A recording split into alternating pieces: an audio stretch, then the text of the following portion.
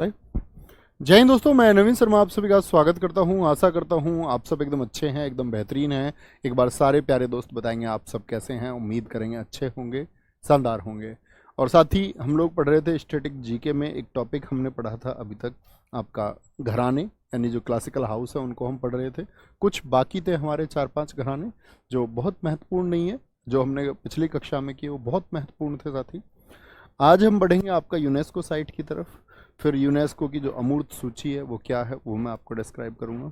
उसके बाद में रामसर साइट, और उसके बाद में हम भारत के पड़ोसी देशों की तरफ इस तरह टॉपिक्स को आगे बढ़ा रहे होंगे। ठीक है, पीडीएफ आपको जो आज की क्लास की है वो मिल ही जाएगी। तो शुरू करते हैं। पहले तो कुछ घराने बचे हुए थे। दिल्ली घराना, ठीक है। अच्छा, मैं पूछूं घरानों का संबंध किससे है, तो ये तो बात समझ गए ना, भारत की शास्त्रीय कला से है। ठीक है, दिल्ली घराना जिसके संस्थापक कौन है? मम्मन खान। मैंने बताया संस्थापक सारे बहुत महत्वपूर्ण है। ठीक है, दिल में कौन रहता है? मम्मी रहती हैं। ठीक है, दिल में कौन रहता है? सबसे पहले मम्मी, उसके बाद कोई और। प्रवर्तक कौन है जी इसके? तानरस खान और सब्बू खान। सब कहाँ पर तान के रखते हैं निशाना? सबको दिल्ली चाहिए। सबका टारगेट दिल्ली रहा है, पहले से राजाओं का टारगेट दिल्ली रहा है, अब सरकारों का। सब सब्बू और तान, सब तान के रखते हैं निशाना किधर? दिल्ली की तरफ रखते हैं। ठीक है, आगे आएंगे। प्रतिपादक कलाकार कौन है इसके? चांद खान। देखो चांद से याद रख लेना, चांदनी चौक कहाँ पर है? दिल्ली में है। नसीर अहमद खान, उस्मान खान, इकबाल अहमद खान और कृष्णा बिष्ट, ये सब किससे जुड़े हुए हैं? दिल्ली घराने से जुड़े हुए हैं। क्या बोलेंगे? दिल्ली घराने से भैया ये जुड़े हुए हैं। ठीक है, पूछ लेना आशीर्वाद लेंका जी, जरूर पूछ लेना। ठीक है, चांद खान, नसीर अहमद खान, उस्मान खान, इकबाल अहमद खान और कृष्णा बिष्ट, किसे? दिल्ली से। भिंडी बाजार घराना। अब मैं आपसे पूछूंगा, मैंने एक कर रूट वर्ड बताया था आपको। मैंने कहा था कर जो वर्ड है ये 2 जगह इस्तेमाल होता है। कर 2 जगह इस्तेमाल होता है। तो कर मैंने और कहाँ पर रूट वर्ड बताया था आपको बताना। भिंडी बाजार घराने के उस्ताद छज्जू खान है। भिंडी को कैसे, क्या बोलेंगे? भिंडी को छाछ में रख के बना रहे हैं। छाछ होता है ना, ऐसे देखने के लिए उसको घरों में होता है छाछ। ठीक है, या बोल लो भिंडी की सब्जी के साथ में छाछ पीनी है। छज्जू को ऐसे याद रख लो, छाछ याद रख लो। ठीक है, प्रतिपादक कलाकार कौन है? उस्ताद अमन अली खान। अंजने बाई मालपेकर, कर आया। शशि कला कोरटेकर आया। लता मंगेशकर आया।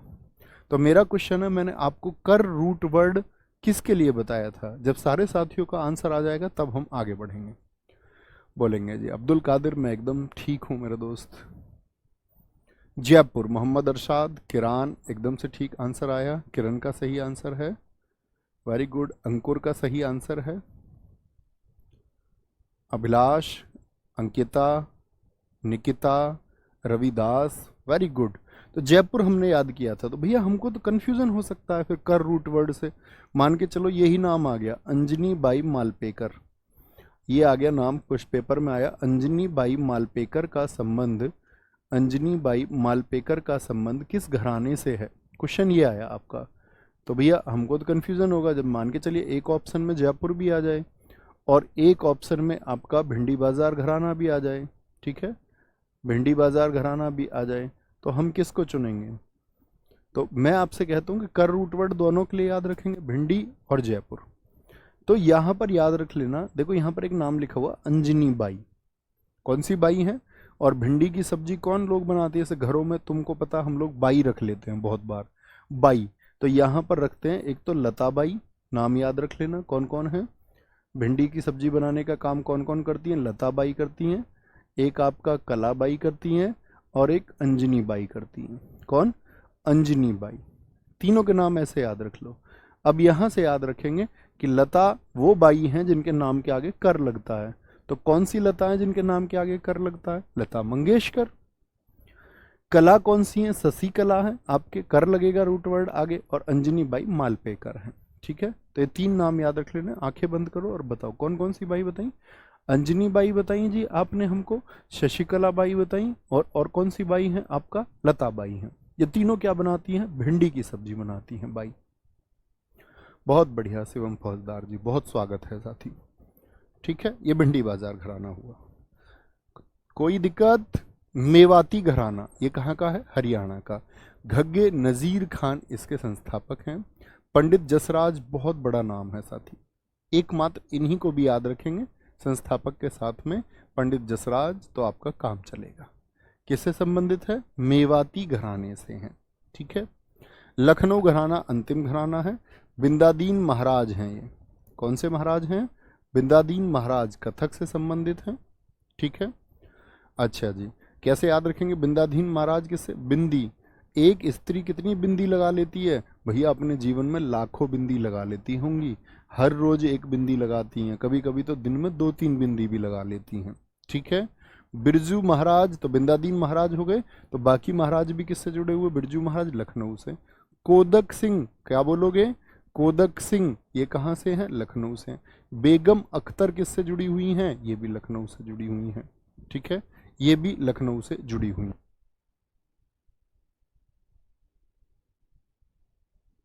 जी फटाफट से तनु रानी एकदम ठीक उत्तर है, एकदम ठीक उत्तर है।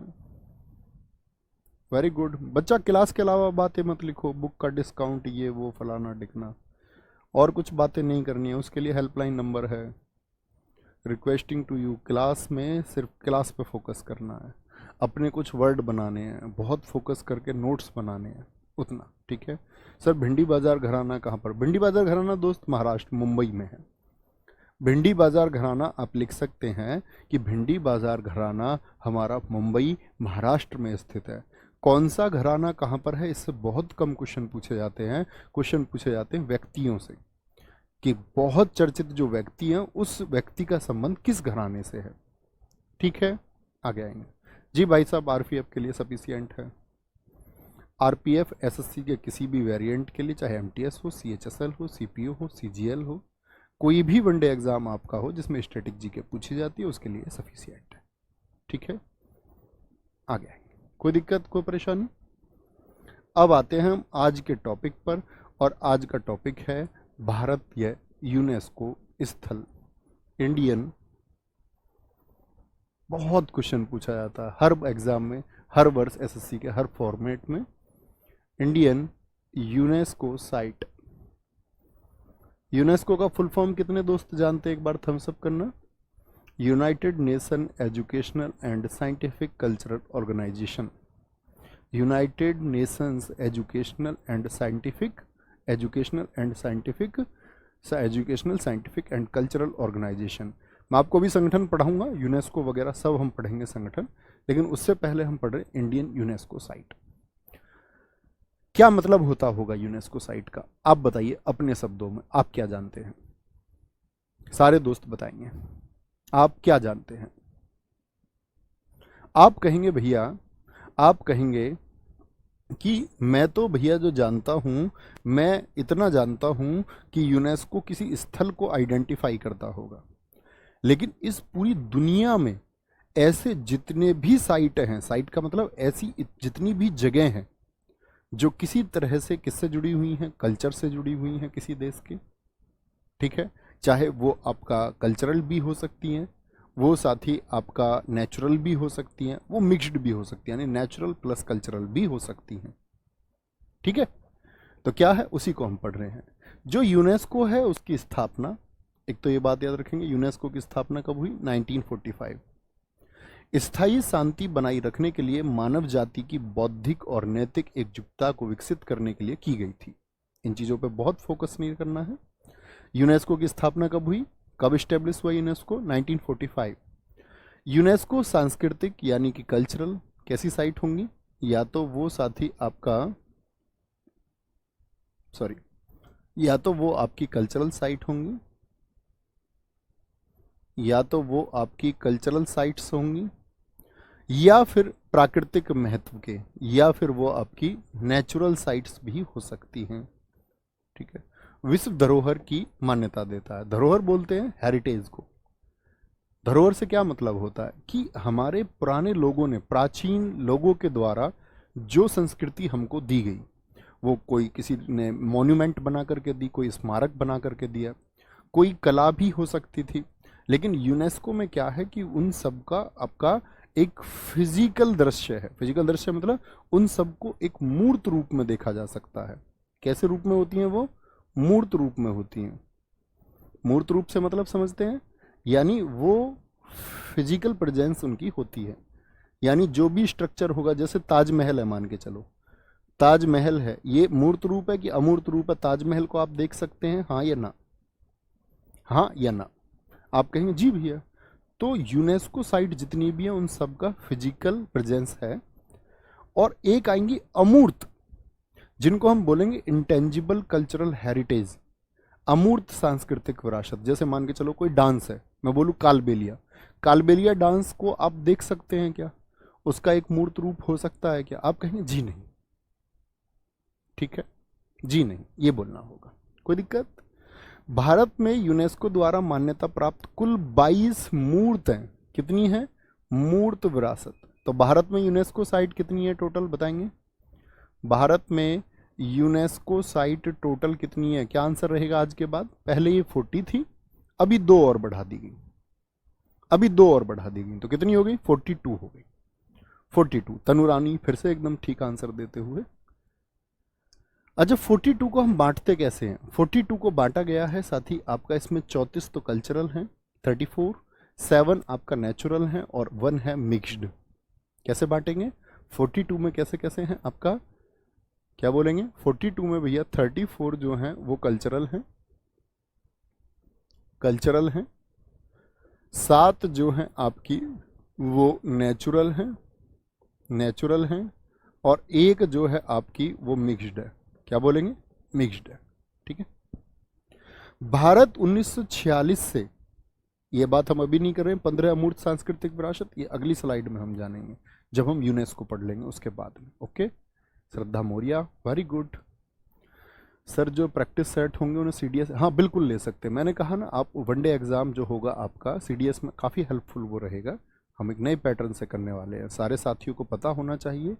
1 मई से यूट्यूब पर 3 बजे हम लोगों का प्रैक्टिस सेशन शुरू हो रहा है। कुछ भी चीज़ें जो किसी भी सब्जेक्ट का मिसिंग पार्ट, सारे सब्जेक्ट जो आप पेड क्लासेस में पढ़ते हैं उन सब का रिवीजन, ये सब मेरी जिम्मेदारी होगी 3 बजे के सेट में। लेकिन आपको वो सारे सेट याद करने हैं, और आप एसएससी के किसी भी एग्जाम की तैयारी करने वाले किसी भी बच्चे से फिर फाइट कर पाएंगे, ये मेरा प्रॉमिस है आपसे। भारत यूनेस्को का सदस्य कब बना? अगले साल, यानी यूनेस्को स्टैब्लिश हुआ 1945, और भारत जो यूनेस्को का मेंबर बना 1946 में। सेम लाइन रिपीट है। भारत ने 14 नवंबर 1977 को इस सम्मेलन को स्वीकार कर लिया। और सबसे ज़्यादा यूनेस्को की जो साइट हैं, जैसे भारत में 42 हैं, वो इटली में 59 हैं। सबसे सर्वाधिक यूनेस्को स्थल वाला, यानी यूनेस्को साइट किसी एक शहर में भी सबसे ज़्यादा है। ठीक है, क्या बोलेंगे? Cordoba Spain, Cordoba Spain. Abhay Kumar ji, आप एक बुद्धू छात्र का परिचय दे रहे हैं। कह रहे हैं जी मूर्त मतलब कैसा होता है? बेटा आप मूर्त है, आपका कोई रूप होगा ना, मूर्त रूप। एक होता अमूर्त, जैसे मैं बोल दूं भरतनाट्यम डांस, मैं आपसे बोलूं भरतनाट्यम डांस का तस्वीर बनाओ, बना पाएंगे क्या? तो डांस होता है अमूर्त, इनटेंजिबल। और जो टेंजिबल है उसका मतलब क्या है आपका? जिसका चित्र आप बना सकते हैं। मैं आपसे बोलूं कि कथक का चित्र बना के दिखाओ, कैसे बनाएंगे? आप कथक को लिख सकते हैं, लेकिन कथक नृत्य का चित्र थोड़ी ना बना सकते हैं। यही बात मैंने आपको अभी समझाई, शायद आपका ध्यान नहीं था कक्षा में। तो कार्डोबा और इटली को याद रखेंगे। ये मैप पे मैंने दिखाया है भारत की कौन कौन सी साइट हैं जो यूनेस्को की साइट हैं। जैसे हम मैप, यहाँ पर आपका साथी चंडीगढ़ में एक साइट है, यहाँ पर कालका, ये शिमला का एक आपका नंदा देवी, कालका में मतलब जो शिमला में एक यूनेस्को साइट है। दिल्ली में यूनेस्को साइट है आपका, फतेहपुर सीकरी आगरा में, ताजमहल, 2 यूनेस्को साइट है आगरा में। ठीक है, इस तरह से मैप पर दिखाया हुआ है, ये आपकी पीडीएफ में मिलेगा मैप आपको लगा हुआ। कंचनजंगा इधर नेशनल पार्क है, मानस असम का नेशनल पार्क है, सिक्किम का खंगचनजंगा है आपका, बिहार का नालंदा है, बोध गया है बिहार का। ठीक है, शांति निकेतन है पश्चिम बंगाल में, सुंदरबन है आपका पश्चिम बंगाल में, कोणार्क उड़ीसा का है, रामप्पा टेम्पल तेलंगाना का है, पट्टादकल कर्नाटक का है। ठीक है, हम्पी कर्नाटक का है साथी आपका, नीलगिरी पर्वत हैं आपके, ये आपका महाबलीपुरम है तमिलनाडु के, चोल टेम्पल है, गोवा में गिरजाघर है एक, मुंबई में साथी आपका महाराष्ट्र में आपका फ्लोरा केव्स हैं, ठीक है। यहाँ पर आपका एलिफेंटा, आपका अजंता केव्स हैं। आपका यहाँ पर गुजरात में अहमदाबाद शहर है, ठीक है। और यहाँ पर आपका रानी की वाव है। मध्य प्रदेश का सांची है। मध्य प्रदेश की नंगी तस्वीरों वाले, नग्न तस्वीरों वाले खजुराहो के टेम्पल हैं। भीमबेटका की गुफाएं हैं मध्य प्रदेश में, ठीक है। तो इस तरह से ये आपको मैप में लगा हुआ मिलेगा। जब आपको सबका ज्ञान हो जाए तब ये मैप एक बार देखना जरूर कि कौन सी साइट को मैं पहचान सकता हूँ।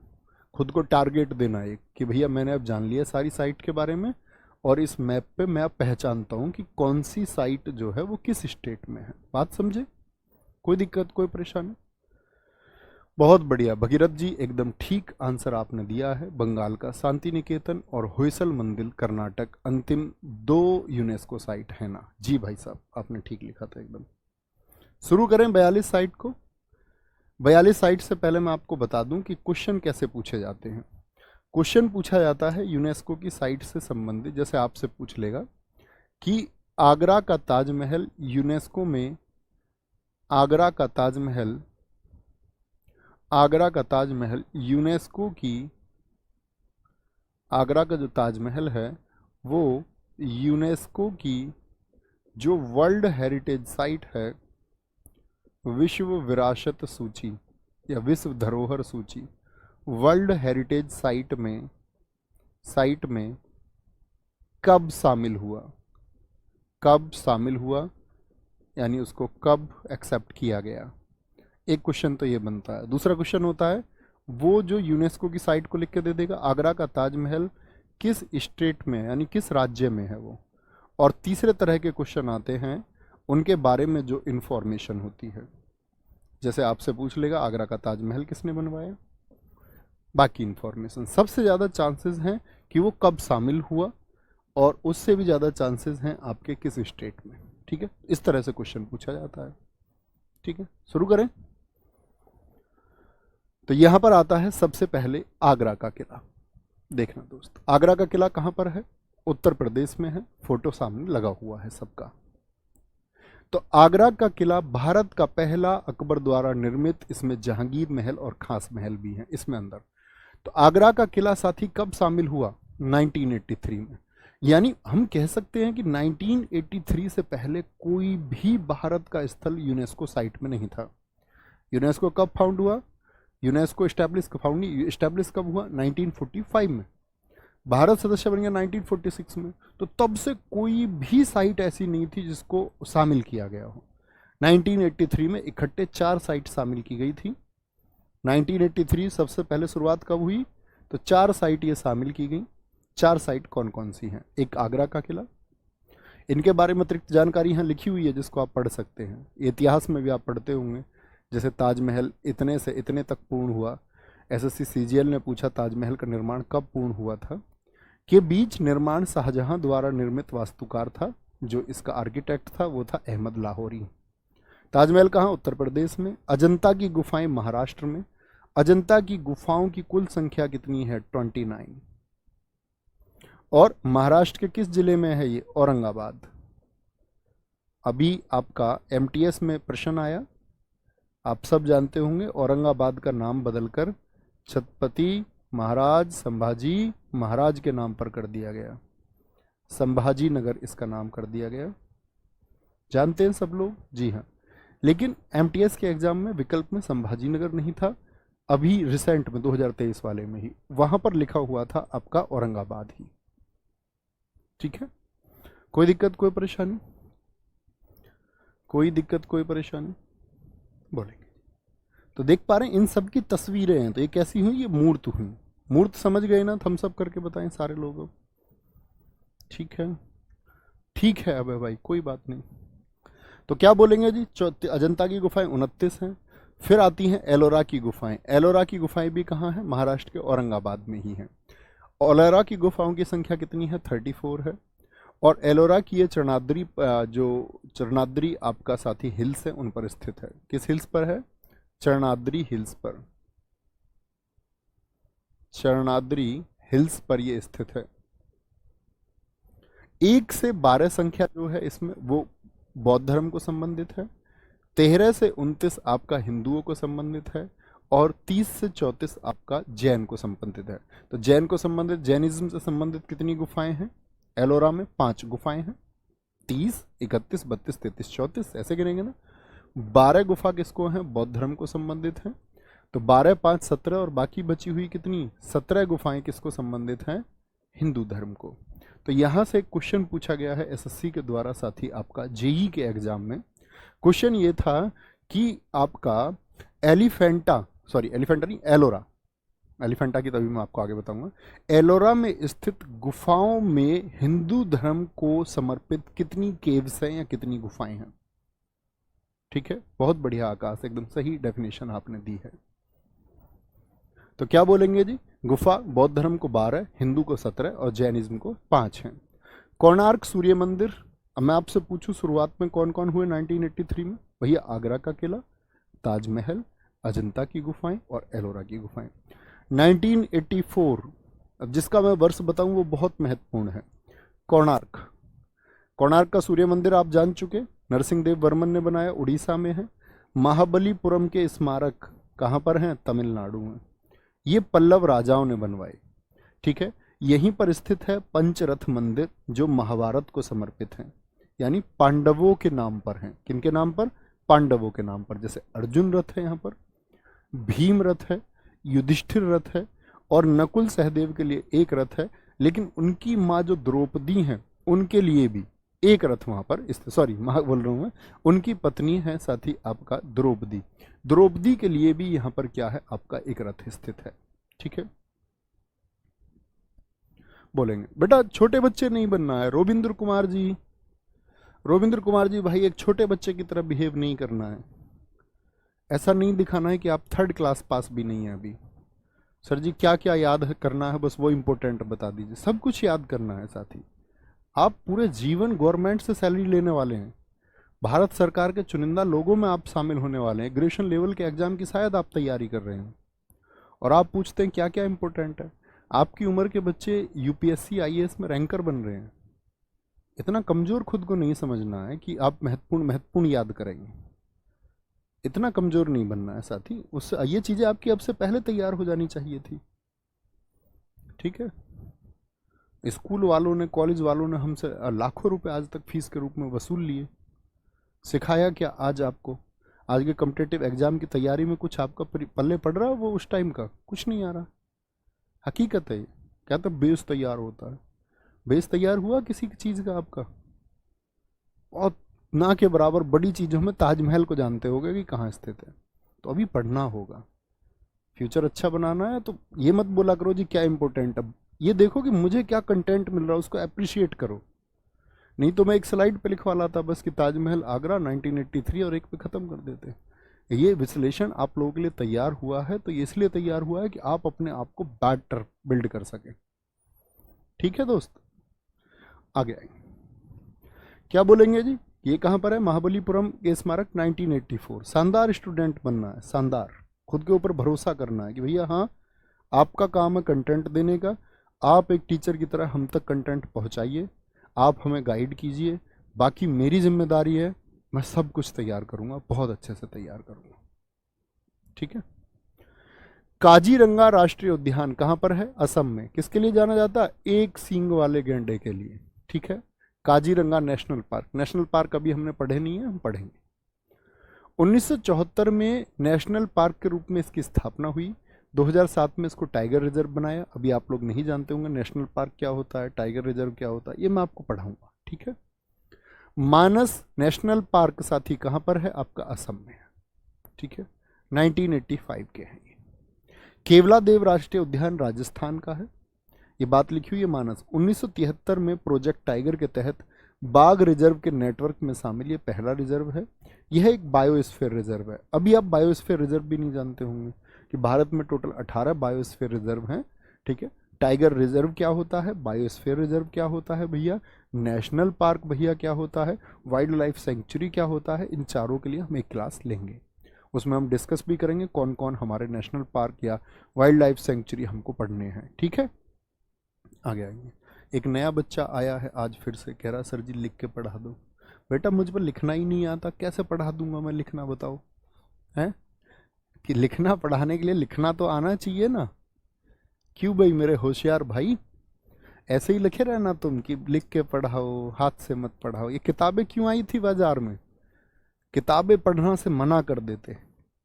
स्कूल में जब किताबें आपको दी गई तो मना कर देते हैं पढ़ किताबों के लिए, कहते प्रिंटेड पढ़ेंगे हम, किताब से पढ़ेंगे हम तो एलियंस हैं, हम तो हाथ से लिख के पढ़ते हैं।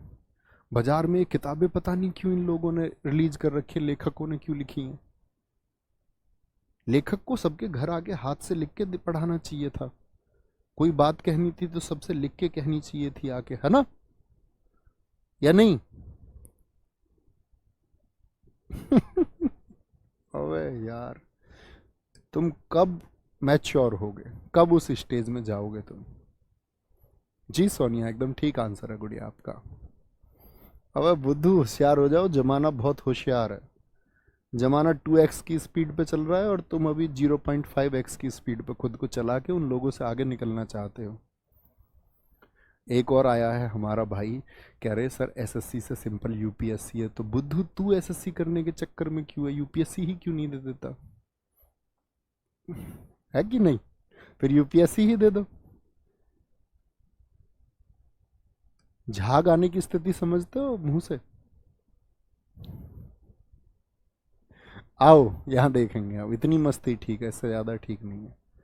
मेरा हर्ट करने का उद्देश्य नहीं होता तुम्हारा, लेकिन तुम हो जाओ बुद्धू, अक्लमंद हो जाओ, कोई नहीं पूछेगा नहीं तुमको। फिर अपने घर में भी ज्ञानी बनोगे, घर में भी कोई नहीं सुनता अगर सफल नहीं होंगे तो। इंटेलिजेंट नहीं होगे तो घर में भी आपकी बात नहीं सुनी जाएगी, दुनिया समाज तो छोड़ दो। हम्पी कहाँ पर है? कर्नाटक में है। हम करके क्या करती है वो बताया था ना, नाटक करती है जी।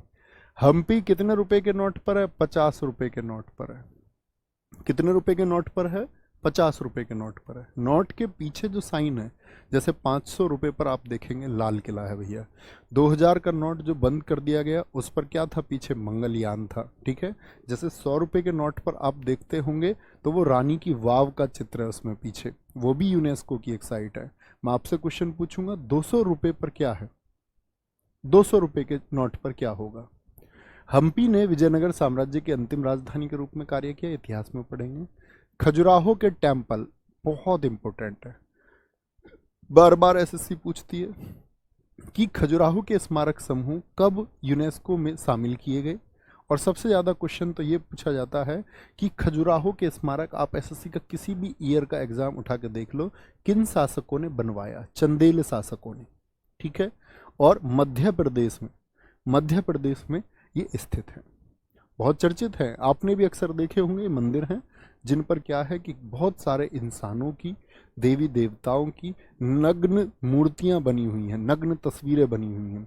तो लोगों ने कहते हैं भैया उस समय के जो धर्म के रक्षक थे, उस समय लोगों ने इनको रोका नहीं होगा क्या? राजा कौन रोकता? राजा अगर निर्माण कर रहा है, लेकिन वो मैसेज था किसको लेकर के? इन टेम्पल्स के निर्माण के पीछे उन्हें लोगों को सेक्स एजुकेशन देनी थी। इस दुनिया में सबसे जो मुद्दा छिपा रहा, वो किसका छिपा रहा? सेक्स एजुकेशन का। उसके बारे में लोगों ने बात ही नहीं की, क्योंकि लोगों ने अपने कान बंद कर लिए उसको सुनते ही, ऐसे बोले कि ये हमारे सुनने का विषय नहीं है। जबकि जीवन में, हर किसी के जीवन में वह पार्ट आता है। आज बहुत सारी हमारी बहनें, बहुत सारी हमारी भाभियां, बहुत सारी हमारी माँ ये नहीं जानती कि उनको अपने बच्चे को जन्म देने से पहले और जन्म देने के बाद में किन चीज़ों का ध्यान रखना है। बहुत सारे बच्चों की तो यूं ही मृत्यु हो जाती है, गर्भ में हो जाती है। तो इस सब का पार्ट क्या था? इस सब का पार्ट ये था कि सेक्स एजुकेशन के बारे में जानकारी नहीं मिली। इन राजाओं ने प्रयास किया, उन्होंने उस तरह की चित्र कामुकता को बढ़ाने वाली, ताकि उस शिक्षा की तरफ लोग अग्रसर हों, वो उन्होंने बनाया और बढ़ाया, ठीक है। जैसे आज भी हमारी सोसाइटी में कैसे डराया जाता लोगों को, ऐसे ही तो बोला जाता है यंग एज में, ऐसे लोगों को मतलब एक फिलॉसफी दे दी गई कि तुमको अपने अध्ययन के दौरान अपोजिट सेक्स की तरफ क्या है, आकर्षित नहीं होना है। मतलब एक लड़के को लड़की की तरफ ध्यान नहीं देना है। जैसे बात नहीं आती वो, अगर बाज की तरह उड़ना चाहते हो तो तितलियों का सहारा छोड़ दो। क्या सच में लागू होता है ये? आपको लगता है जितने भी सफल लोग हैं वो सब रिलेशनशिप्स में नहीं रहे होंगे? या आपको क्या लगता है कि ऐसे कितने लोग हैं जो रिलेशनशिप्स में नहीं थे और वो सब सफल हो गए?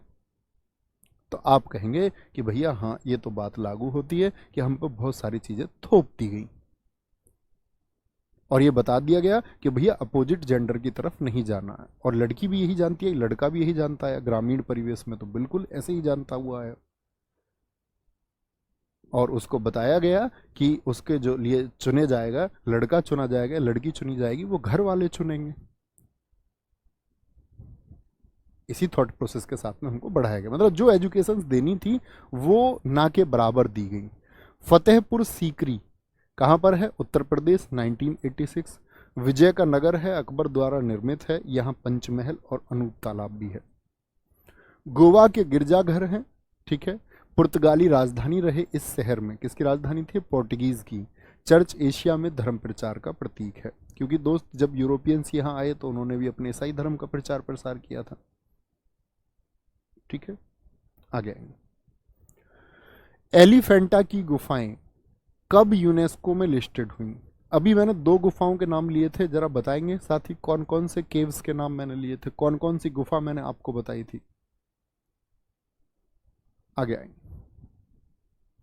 बहुत बढ़िया जी।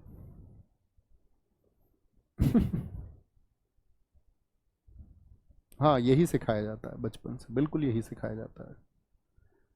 धारापुरी गुफाएं एलिफेंटा गुफाओं का स्थानीय नाम है। यहाँ 7 गुफाएं हैं। मैं आपको एक साथी और एक और सच बताऊं, हमारे यहाँ लोग अपने शब्दों के द्वारा और अपने मैसेजेस के द्वारा खुद को श्रेष्ठ साबित करना चाहते हैं, जबकि असल जिंदगी में वो होते नहीं। मान के चलो कि मैं अपने शब्दों से बहुत अच्छा बनने का प्रतीत, या आपको ऐसा मैं पुट करूं कि मैं बहुत बेहतरीन इंसान हूं, लेकिन इस बात की कोई गारंटी नहीं है कि मैं सच में अच्छा इंसान हूं या नहीं। तो शब्दों के मायाजाल से परे रहना है, अपने थॉट प्रोसेस को डेवलप करना है और खुद पर ध्यान देना है। खुद पर ध्यान देने से मतलब है कि दुनियादारी को छोड़ करके आप ये सोचिए कि जो विचारधाराएं आपके ऊपर थोपी गई या दो थॉट प्रोसेस आपके ऊपर थोपे गए, क्या वो सही थे सच में? तो आप कहेंगे भैया सब कुछ सही नहीं है, बहुत सारी चीज़ों में बदलाव की आवश्यकता है, कुछ चीज़ों के लिए तो बेवजह डराया जाता है, ठीक है। उसके लिए अवेयरनेस की ज़रूरत होती है, और अवेयरनेस आती है तो लोग विकसित होते हैं। आपको याद है, ये तो सब जानते हो ना कि भारत ज्ञान का सोर्स रहा है, यहाँ से ज्ञान उपजा है, लेकिन दुनिया में सारे लोग उस ज्ञान को मॉडिफाइड करके हमसे आगे पहुंचने का प्रयास कर रहे हैं, और बहुत लोग पहुंच भी रहे हैं। लेकिन मूल जड़ कौन थे? मेन रूट कौन था? हम हैं इस दुनिया में ज्ञान के लिए मेन रूट। लेकिन लोग समय के साथ खुद को बदलते जा रहे हैं, और लोग खुद को अपडेट करते जा रहे हैं। इस दुनिया को क्या जरूरत है वो अपडेट करते जा रहे हैं।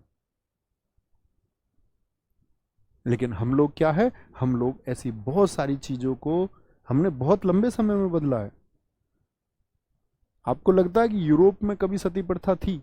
आप कहेंगे भैया पता नहीं थी, लेकिन हमसे 1000 साल पहले उन्होंने वो छोड़ दी।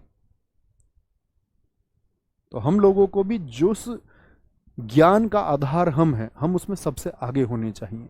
कमी कहाँ रह जाती है? हम अपने आप को समय के हिसाब से मॉडिफाइड नहीं कर पा रहे हैं, ठीक है। आगे आएंगे। एलिफेंटा की गुफाएं महाराष्ट्र में 1987 में हैं। धारापुरी गुफाएं एलिफेंटा गुफाओं का स्थानीय नाम है। यहाँ 7 गुफाएं हैं। और मैं एक और मैसेज देना चाहता हूँ यहाँ पर। मैसेज ये है कि जब हम देश की बात करते हैं, जब हम अपने शब्दों को लिखते हैं, जब किसी बेटी का रेप होता है और हम अपनी संवेदना व्यक्त करते हैं, इस सब के पीछे और इसके जिम्मेदार कहीं ना कहीं हम होते हैं। हम उस परिवेश को बढ़ा रहे होते हैं। क्षत्रिय धर्म ये कहता है कि कुछ भी गलत होते हुए आप सहे ना। जब सड़क पर हमारी बहनें चलती है ना, मैं ये कहता हूँ, एक स्लोगन मैंने कहीं पढ़ा था कि मुझे नहीं पता मैंने उसके साथ अच्छा किया या बुरा किया, अगर उसने अच्छा किया तो ऐसा उसके साथ हो। जैसा परिवेश आप अपनी बहन के लिए चाहते हो ना, बाहर जाके स्वतंत्र हो के वो रहे, उस पर छीटा कसी सड़कों पर ना हो, गंदी नजरें या निगाहों से उसे ना देखा जाए, तो ये चीज़ दोस्त हमें अप्लाई करनी होगी। सबसे पहले हमको खुद को अप्लाई करनी है कि मैं सड़क पे चलता हूँ तो मैं स्वतंत्र तरीके से चलता हूँ या चलती हूँ। तो वो बदलाव हमको अपने अंदर करने होंगे। और मैं हमेशा उम्मीद करता हूँ, मैं हमेशा ये बात कहता हूँ कि मेरे कहने से कुछ नहीं बदल सकता। दुनिया के दिमाग में पहले से बहुत कुछ भरा हुआ है, क्योंकि किसी अगर खुद को कोई खाली दिमाग समझ लेगा तो वो मान लेगा, लेकिन बहुत सारे लोगों को लगता है उनका दिमाग भरा हुआ है तो वो उसको मानते ही नहीं, है ना। 200 रुपए के नोट पर सांची का स्तूप है, बहुत बढ़िया जी। धारापुरी गुफाएं एलिफेंटा गुफाओं का स्थानीय नाम है। ये क्वेश्चन एसएससी ने पूछा है। एसएससी ने पूछा कि किन गुफाओं को धारापुरी गुफाओं के नाम से भारत में जाना जाता है, एलिफेंटा की गुफाओं को। ठीक है। सुंदरवन पश्चिम बंगाल में है, ये हम पढ़ेंगे नेशनल पार्क में, सारे पढ़ाऊंगा आपको। यह गंगा डेल्टा का हिस्सा है और दुनिया का सबसे बड़ा डेल्टा। डेल्टा तो समझते होंगे ना आप, मैथ्स का डेल्टा जो होता है, जैसे जब गंगा नदी बहते हुए जाती है तो इधर बंगाल की खाड़ी में इस वाले साइज में गिरती है, और डेल्टा आप जानते ही हैं मैथ का ऐसा होता है। पट्टादकल के स्मारक समूह कर्नाटक में है, बहुत पूछे जाते हैं पट्टादकल के स्मारक समूह। इसमें साथ ही 9 हिंदू मंदिर हैं और एक जैन मंदिर जिसको विरूपाक्ष मंदिर हम कहते हैं, और विरूपाक्ष मंदिर कहाँ पर है, कर्नाटक में है। ठीक है, आगे नेक्स्ट चोल मंदिर। चोल मंदिर बताएंगे एक बार, कोई दिक्कत कोई परेशानी? सर फिर जीवन के 4 आश्रम क्यों बने? बेटा आपके प्रश्न की कोई तार्किकता है भी? मैं क्या बोल रहा हूं और आप किस तरह के प्रश्न को उसमें शामिल कर रहे हैं? 4 आश्रम बनाने का मतलब था 25 वर्ष तक आप ब्रह्मचर्य का पालन करेंगे। इसमें हम कहीं ये थोड़ी कह रहे हैं कि आपको ब्रह्मचर्य का पालन नहीं करना है। तब 100 वर्ष की आयु थी दोस्त, तब 100 वर्ष तक व्यक्ति जीता भी था, और ये कहा जाता था कि 25 तक आपको जान लेना है। जान लेने का ब्रह्मचर्य का पालन क्यों करा रहे थे?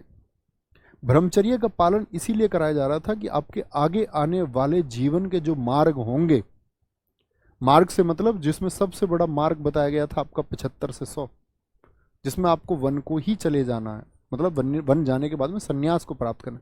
उस सन्यास के लिए जो ज्ञान चाहिए वो ब्रह्मचर्य के दौरान दिया जाता था। आपको लगता है कि आज कोई सन्यास के लिए जाता है? और जो लोग जाते हैं वो आज भी आश्रम व्यवस्था को अपनाते हैं। वो आपकी तरह CHSL, आपका CPO CGL ज्वाइन करने की होड़ में नहीं लगे हुए हैं मेरे साथी। आधार की बातें करें, उनका जीवन तो है ही अलग। ठीक है। चोल मंदिर तमिलनाडु, चोल मंदिर तमिलनाडु में है, बहुत इंपॉर्टेंट है। राजेंद्र चोल द्वारा ये निर्मित हुए। बृहदेश्वर, राजेंद्र चोल जी के बारे में इतिहास में आपने पढ़ा या नहीं पढ़ा? किस तरह से श्रीलंका को इनके वंशजों ने जीता। बृहदेश्वर, तंजावुर और ऐरावतेश्वर मंदिर इन चोल मंदिरों में है 1987 में। ठीक है। इसमें तंजावुर में बृहदेश्वर मंदिर, तंजावुर दोस्त जगह का नाम है, तंजौर। बृहदेश्वर टेम्पल, गंगाईकोंड चोलेश्वरम में बृहदेश्वर मंदिर और दारासुरम में ऐरावतेश्वर जैसे मंदिर शामिल हैं। नंदा देवी और फूलों की घाटी, फूलों की घाटी मतलब फ्लावर वैली।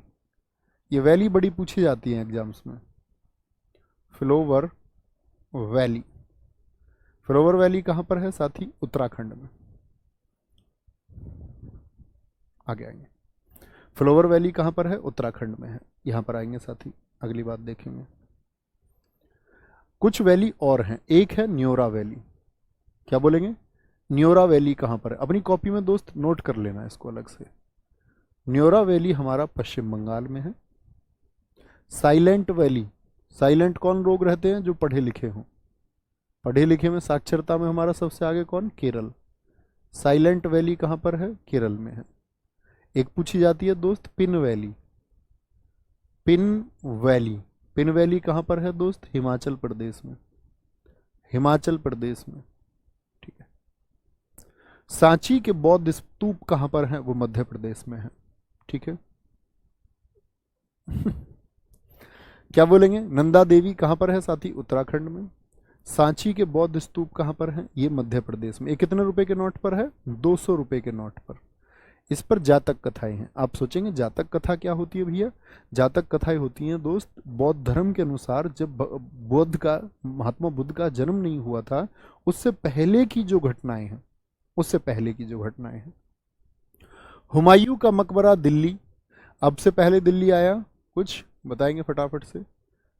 अब से पहले दिल्ली आया क्या कुछ, ध्यान से देखें। तमिलनाडु, उत्तराखंड, मध्य प्रदेश, गोवा, महाराष्ट्र, पश्चिम बंगाल, कर्नाटक, कर्नाटक, मध्य प्रदेश, उत्तर प्रदेश, असम, राजस्थान, महाराष्ट्र, उड़ीसा, और इससे पहले साथी हमारा क्या आया आपका उत्तर प्रदेश और महाराष्ट्र। कहीं भी दिल्ली दिखा आपको? आप कहेंगे जी नहीं। तो प्रश्न पूछ लेता है एसएससी कि दिल्ली का वह पहला कौन सा स्थल है जो यूनेस्को में लिस्टेड हुआ, यूनेस्को में शामिल हुआ, दिल्ली का। ठीक है, क्या बोलेंगे जी? हुमायूं का मकबरा 1993 दिल्ली में। राजधानी से पहला यूनेस्को स्थल है। कुतुब मीनार कब शामिल हुआ? 1993, 1993। भारतीय पर्वतीय रेलवे कब शामिल हुआ? 1999, जिसमें 3 रेलवेज आती हैं। इससे एसएससी क्वेश्चन पूछ चुका है जेईई एग्जाम में ही कि भारतीय पर्वतीय रेलवे में कौन सा रेलवे शामिल नहीं है। मतलब ऑप्शन में उन्होंने दार्जिलिंग रेलवे को भी दे दिया, नीलगिरी रेलवे को भी दे दिया तमिलनाडु की, और कालका रेलवे को भी दे दिया। एक ऑप्शन अलग दे रखा था आपका पूर्वी घाट रेलवे, जो कि गलत विकल्प था। ठीक है, बहुत बढ़िया भगीरथ, फिर तो अच्छा हुआ साथी। तो ये भारतीय पर्वत रेलवे शामिल हुआ है साथी आपका। बोध गया, मैंने कहा था इसका जिक्र आएगा। बोध गया क्यों चर्चित है बताइए जरा। बोध गया का महाबोधि मंदिर जो बनाया हुआ है, बोध गया को जाना जाता है महात्मा बुद्ध ने ज्ञान प्राप्त किया था। क्या किया था? ज्ञान प्राप्त किया था। कहां पर? बोध गया, बिहार में। ठीक है। भीमबेटका की गुफाएं मोस्ट इंपोर्टेंट, ये विंध्याचल पर्वत पर मध्य प्रदेश में है। भीमबेटका की गुफाएं 1957 में वीएस वाकणकर ने इनकी खोज की थी। छत्रपति शिवाजी महाराज जी के लिए टर्मिनल, वो महाराष्ट्र में 2004 में शामिल हुआ। चंपानेर उद्यान गुजरात का 2004 में। लाल किला 2007, लाल किला 27वीं साइट 2007 में। दिल्ली कहां पर स्थित है लाल किला? शाहजहां द्वारा निर्मित यमुना नदी के किनारे। कितने रुपए के नोट पर है? 500 रुपए के नोट पर है। अच्छा, अब मैं क्वेश्चन पूछता हूं आपसे, मुझे बताओ 10 रुपए के नोट पर क्या है? 10 रुपए के नोट पर क्या है?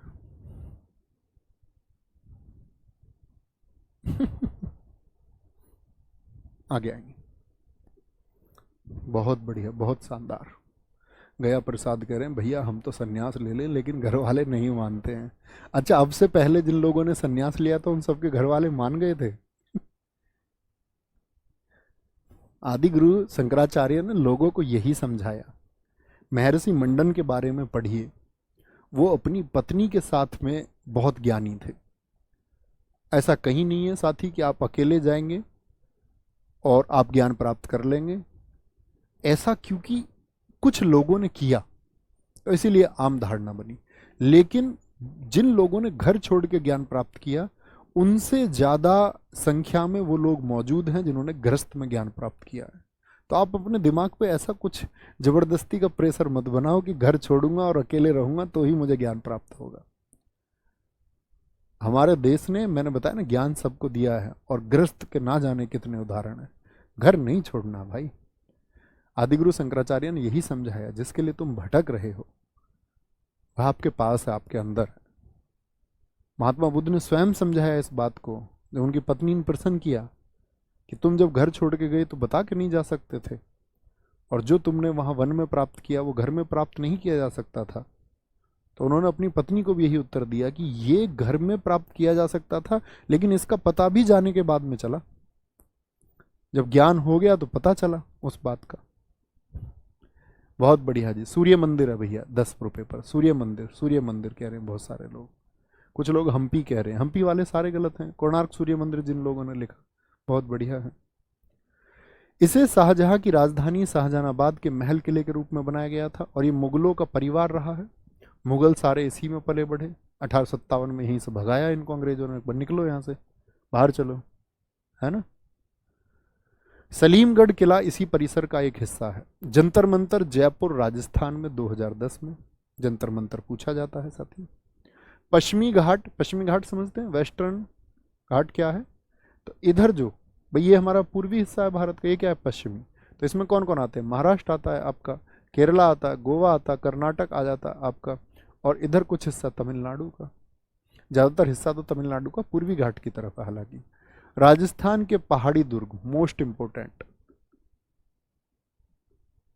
जिसमें 6 किले आते हैं। आमेर का किला, गागरोन का किला, जैसलमेर का किला। जैसलमेर के किले को बोलते हैं हम गोल्डन फोर्ट। कभी आप इसकी इमेज देखना गोल्डन फोर्ट की, तो जब सुबह के टाइम सूर्य निकलता है ना साथी, तो ऐसे चमकती हैं जैसलमेर के किले की दीवारें जैसे सोने की बनी हुई हों, वो ऐसा पत्थर है।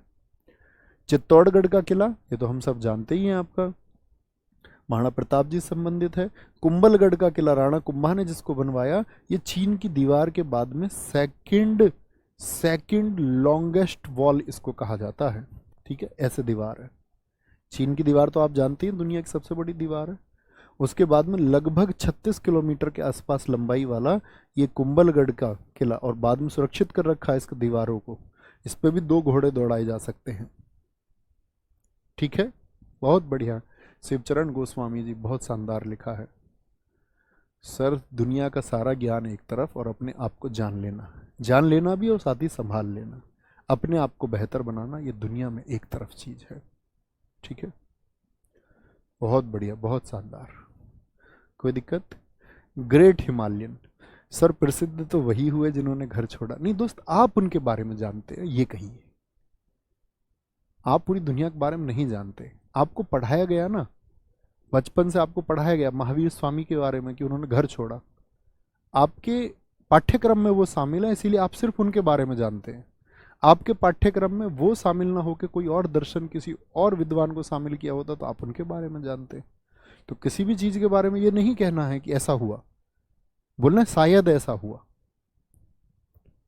मैं वही तो कहता हूं कि आपके ऊपर क्या थोपा गया, आप उसके ऊपर चलना चाहते हैं। ऐसा नहीं है बिल्कुल भी। और आप देखिए, अब लोग रिसर्च के लिए जाते हैं कहीं पर, कोई जा रहा है, डॉक्टर जा रहा है, घर से तो निकलना पड़ता कई बार। अब लोग नहीं निकल रहे हैं। वर्तमान में वैज्ञानिक जो प्रयोग कर रहे हैं, दार्शनिक लोग, न्यूटन जैसे लोग दार्शनिक लोग थे।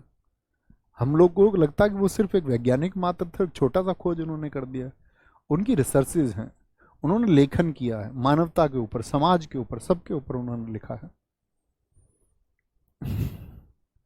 सर, चीन की दीवार चंद्रमा से दिखती है ना, मिथ है दोस्त, एक मिथ है, कुछ नहीं दिखता। ग्रेट हिमालयन राष्ट्रीय उद्यान, हिमाचल प्रदेश, ये बच्चों को पढ़ाए जाने वाला एक मिथ है। छोटे बच्चों को पढ़ाते हैं, बहुत सारे गूगल पे वीडियोज पढ़े हैं, यूट्यूब पे भी, कि वहां से दिख जाता है, वहां से दिख जाता है। इतनी दूर से कुछ दिख पाना संभव है? चीन की दीवार बड़ी है, लेकिन चीन की दीवार ऊंची नहीं है साथी। अगर चीन की दीवार दिखेगी तो फिर तो बुर्ज खलीफा सबसे पहले दिखना चाहिए है? और आपको लगता है चीन की दीवार से बड़ा चीन नहीं है? फिर तो चीन भी दिख जाना चाहिए चंद्रमा से। आप सोचिए जरा, चीन की दीवार से तो बड़ा ही होगा चीन। या आप सोचिए जरा, चीन से बड़ा तो समुंदर होगा ना, फिर तो समुद्र दिख जाएगा ना।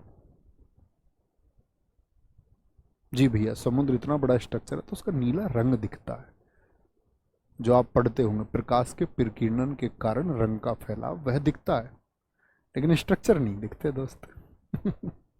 आगे आएंगे। रानी की वाव उल्टे मंदिर की तरह। उल्टे मंदिर की तरह कैसे? देखो, मंदिर में क्या होता है साथी, आप यहां देखेंगे अगर ध्यान से कभी इसके फोटोज को, तो मंदिर में ये होता है कि नीचे की तरफ स्तंभ जो होते हैं वो चौड़े होते हैं, नीचे की तरफ, मतलब आधार मजबूत बनाया जाता है, ऊपर पतले। लेकिन रानी की वाव में क्या है कि रानी की वाव ऊपर से तो इसके जो पिलर्स है वो चौड़े हैं और नीचे की तरफ कमजोर है, इसलिए बोलते हैं इसको उल्टा मंदिर की तरह बनाया गया है ना। सोलंकी वंश द्वारा निर्मित सरस्वती नदी के किनारे 100 रुपए के नोट पर। और रानी की वाव कहाँ स्थित है, बहुत बार पूछा जाता है, 2014 में शामिल हुआ। इसको मारू गुर्जरा शैली में बनाया गया है। नालंदा विश्वविद्यालय बिहार का, हम सब जानते हैं। कंचनजंगा सिक्किम का एकमात्र मिश्रित स्थल है। बहुत इंपॉर्टेंट है, मैंने बताए थे ना आपको 34 कैसे हैं वो साथी कल्चरल है। जैसे नालंदा विश्वविद्यालय कैसा कल्चरल है, रानी की वाव कैसा कल्चरल है, 7 मैंने बताई वो नेचुरल हैं, जैसे नेशनल पार्क आ रहे थे, तो नेशनल पार्क क्या है, वो आपने बनाए या नेचुरल है? नेचुरल है भैया, वो प्रकृति ने दिए हैं हमको, हमने नहीं बनाए हैं। ठीक है, एक मिश्रित है, यानी कि कंचनजंगा इसमें क्या, मानव की ह्यूमन मेड बहुत सारी चीजें इसमें मौजूद हैं। ली कार्बुजिए चंडीगढ़ 2016, अहमदाबाद मोस्ट इम्पोर्टेंट गुजरात 2017 में शामिल हुआ। एसएससी ने प्रश्न पूछा था कि यूनेस्को में शामिल भारत का पहला शहर, तो लोग उछल उछल के, मैं एक बार प्रैक्टिस सेट में बता रहा था इसको कि भैया ये पढ़ लेना, एग्जाम में पूछा जाएगा, पूछा गया। लोग उछल उछल के बोलने लगे क्लास के बाद में, भैया चंडीगढ़, वो मूर्ख शहर बात कर रहा है, वो ये नहीं बात कर रहा है कि चंडीगढ़ का नाम पहले आ गया, ये तो स्थिति है, शहर को ही शामिल कर लिया गया। तो पहला शहर हम लोगों को अक्सर याद रहता जयपुर, तो कभी गलत नहीं करना है ना। यूनेस्को की पहला भारतीय शहर है ये, गुजरात में, मुंबई के विक्टोरिया महल। गुलाबी शहर जयपुर, जयपुर को शामिल किया गया 2019 में। व्हाइट सिटी किसको कहा जाता है, उदयपुर को। गोल्डन सिटी किसको कहा जाता है, जैसलमेर को, वहां की मिट्टी की वजह से। और नीला शहर किसको कहा जाता है, जोधपुर को, ब्लू सिटी। ठीक है, कोई दिक्कत, कोई परेशानी? पूछा जाता है जयपुर को किसने बनाया था, तो सवाई जयसिंह द्वारा 1727 में इस शहर को बनाया गया, यानी आज से कितने साल पहले बना दिया गया भैया, 300 साल पहले। ओके, पंकज यादव जी बहुत थैंक यू मेरे भाई।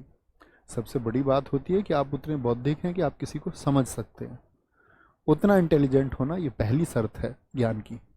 बहुत सारे लोगों को लगता है कि ज्ञान, कुछ लोग तो मुझसे ये पूछते हैं, जब मैं महात्मा बुद्ध के बारे में पढ़ाता था तो कहते भैया ज्ञान के बाद में क्या हो जाता होगा शरीर में कहते भैया ज्ञान जब मिलता होगा तो क्या हो जाता होगा। तो मतलब अभी बहुत सारे लोग प्रोसेस में, और शायद कभी ना कभी जैसे आप सोचते हैं ऐसे हम भी सोचते होंगे, और शायद अभी कुछ भी ज्ञान हमको ना हो, शायद अभी अंश मात्र भी ना हो। सीखने का प्रोसेस है, उसमें आगे लगे। ठीक है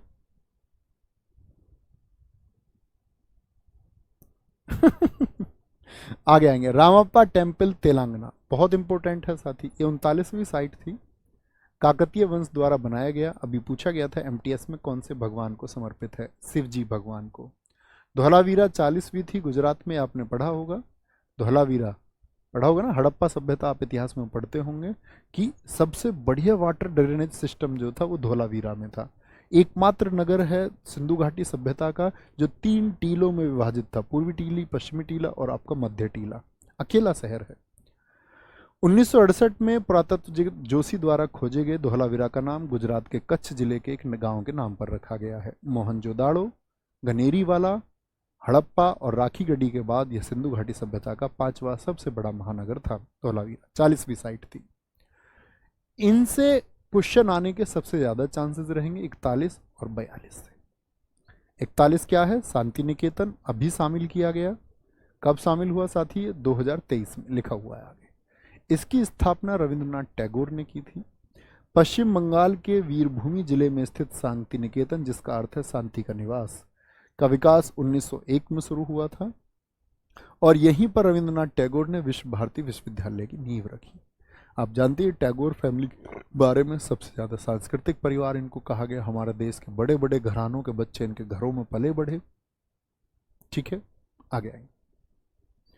होयसल मंदिर, कर्नाटक का 2030, बेलूर, हॉलीवुड और सोमनाथपुरा मंदिर। ठीक है, कौन कौन से मंदिर शामिल है, अभी क्वेश्चन पूछा गया आपका सीपीओ, आपने देखा हो क्या क्वेश्चन पूछा गया कि होयसल के मंदिरों के समूह में निम्नलिखित में से कौन सा मंदिर शामिल नहीं है। मंदिर शामिल नहीं है यानी 3 दे दिया, बेलूर दे दिया, हॉलीवुड दे दिया, सोमनाथपुरा दे दिया, और चौथा कोई भी नाम दे सकता है आपसे। ठीक है, होयसल की पवित्र मंडली, ये मंदिर कर्नाटक के हसन और मैसूर जिले में बेलूर, हॉलीवुड और सोमनाथपुरा में स्थित है। तो समझ गए तीनों क्या है, जगह हैं। मंदिरों जिन्हें अक्सर पत्थर में उकेरी गई कविता के रूप में वर्णित किया जाता है। समूह में शामिल मंदिर हैं चन्नकेशम मंदिर, होयसलेश्वर मंदिर और केशव मंदिर। तो जो बेलूर में स्थित मंदिर है उसका नाम क्या है, वो चन्नकेशम मंदिर है, हसन जिले में है। होयसलेश्वर मंदिर भी किस में है, हसन जिले में, जिसको हम बोलेंगे है से हैलोबिड और है से होयसलेश्वर। कैसे केशव मंदिर और सोमनाथपुरा मैसूर जिले में। किसने निर्माण किया? राजा विष्णुवर्धन, विष्णु को। होयसलेश्वर मंदिर कहाँ पर है? भगवान शिव के लिए समर्पित है और ये भगवान विष्णु के लिए। यानी पहले चन्नकेशम और केशव। केशव तो वैसे भी किसको बोलते हैं हम? भैया कृष्ण जी को कहा जाता है। कृष्ण जी किसके आपका अवतार हैं? भगवान विष्णु के अवतार हैं। ठीक है। चन्नकेशव किसके लिए? यहाँ पर फिर से केशव नाम आया, तो चन्नकेशव किसके लिए? विष्णु जी के लिए। होयसलेश्वर किसके लिए हैं साथी? वो भगवान शिव के लिए है। सबसे ज़्यादा पूछा जाने के चांसेस मेरी तरफ से मैं कहूँगा होयसलेश्वर टेम्पल को किसने बनवाया और किस भगवान के लिए समर्पित हैं? तो विष्णुवर्धन द्वारा बनाए गए और भगवान शिव के लिए समर्पित हैं। ठीक है, बहुत बढ़िया, बहुत बढ़िया जी। मोनमेंद्र कुमार जी, बहुत अग्रिम, क्या बोलते हैं उसको, आशीर्वाद मेरे दोस्त सफलता का। ऐसे ही मेहनत करते रहिए। Very good. तो कल की क्लास में साथी हम पढ़ेंगे आपका क्या, इंटेंजिबल कल्चरल हेरिटेज की तरफ। वो क्या होती हैं? 15 हैं भारत की, कौन कौन सी हैं उनके बारे में हम कल जानकारी लेंगे। उसके बाद में हम आगे बढ़ेंगे। आपका मैंने आपको बता ही दिया आज क्लास के शुरुआत में किस तरह से हम आगे बढ़ रहे होंगे। रिवीजन सबसे ज़्यादा ज़रूरी है। आप चीज़ों को जो मैं मार्किंग कर रहा हूँ, मैं आपको बता रहा हूँ महत्वपूर्ण क्या है, क्या पढ़ना है, उसको ध्यान देना है। अब ऐसा नहीं है इसमें ट्रिक्स बनाने लग जाओ, तो जहाँ ट्रिक्स की बात आएगी वो मैं खुद बनाऊंगा आपके लिए। Okay, bye bye, take care, जय हिंद, जय भारत, नमस्ते, थैंक यू।